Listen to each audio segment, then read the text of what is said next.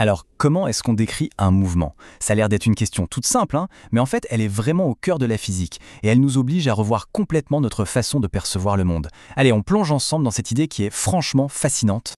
Pour commencer, regardons cette image et posons-nous une question très directe. Cet astronaute-là, qui flotte dans l'espace, est-il en mouvement? La réponse, vous allez voir, elle pourrait bien surprendre. Imaginons un peu la scène. On a une fusée qui décolle de la Terre. Elle monte tout droit vers le ciel. Bon, à l'intérieur, il y a un astronaute bien installé à son poste. Vu depuis la Terre, c'est clair, la fusée s'éloigne. Mais l'astronaute, lui, à l'intérieur, est-ce qu'il bouge ou est-ce qu'il est immobile? Et voilà le paradoxe. D'un côté, on peut dire « oui, bien sûr qu'il est en mouvement, il est dans la fusée, et la fusée, elle fonce ». Mais on peut aussi dire « non, il n'est pas en mouvement ». Pourquoi? Parce que par rapport à son siège, par rapport à la fusée, eh bien, il est parfaitement immobile. Alors, qui a raison? En physique, en fait, les deux réponses sont correctes. Pour résoudre ce petit mystère, il faut comprendre une chose essentielle. Le mouvement, ce n'est pas une vérité absolue. C'est avant toute chose une question de point de vue. Et pour ça, les physiciens utilisent un concept absolument clé, le référentiel. C'est un mot qui peut faire un peu peur, mais c'est tout simple. C'est juste l'objet de référence, le point de vue qu'on choisit pour regarder quelque chose bouger. C'est vraiment la base de toute la mécanique.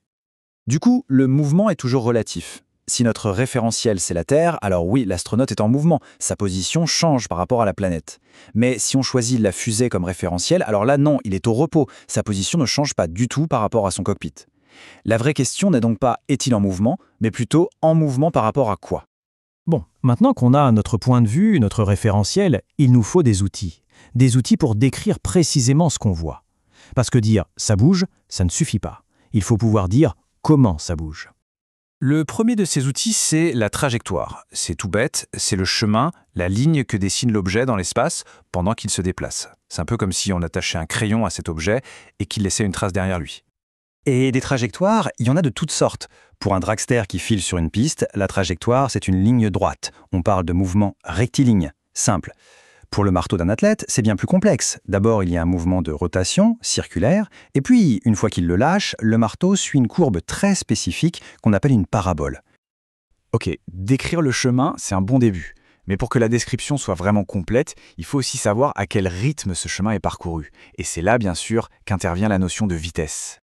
Pour bien piger la vitesse, rien de mieux qu'un exemple qu'on connaît tous par cœur, le tableau de bord d'une voiture. Ces deux cadrans nous montrent en fait deux types de vitesse qui sont fondamentaux en mécanique. En fait, ces deux compteurs ne mesurent pas du tout la même chose.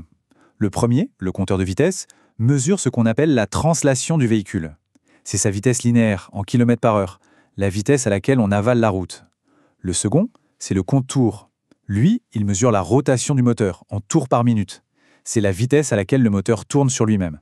Et c'est là que tout prend son sens. Dans notre monde, la rotation et la translation sont liées, mais alors intimement liées. Très souvent, on se sert d'un mouvement de rotation pour créer un mouvement de translation.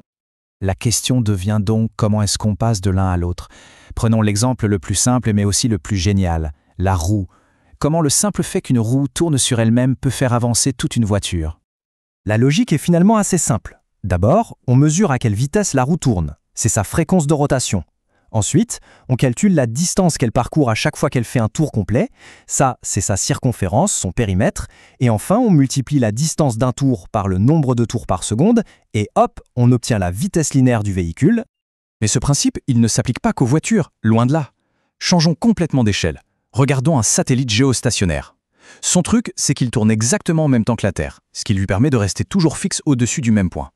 Il fait donc un tour complet en 24 heures, comme non. Et ce qui est absolument fascinant, c'est que ce satellite, qui nous paraît complètement immobile, se déplace en réalité à une vitesse linéaire mais vertigineuse. En appliquant exactement la même logique que pour notre roue de voiture, on peut calculer que pour rester sagement au-dessus de nos têtes, il doit filer à près de 11 000 km par heure. C'est fou, non? On arrive au bout de cette petite exploration et le message principal est, je pense, assez clair. En physique et sans doute dans plein d'autres domaines, tout est une question de relativité. Finalement, tout se résume à cette définition, qui est simple mais incroyablement puissante. Le mouvement, ce n'est pas une propriété d'un objet, tout seul dans son coin. Non, c'est une relation entre deux objets. Si la distance entre eux change, il y a mouvement. Si elle ne change pas, il y a repos. C'est aussi simple que ça. Et ça nous laisse avec une dernière question un peu vertigineuse.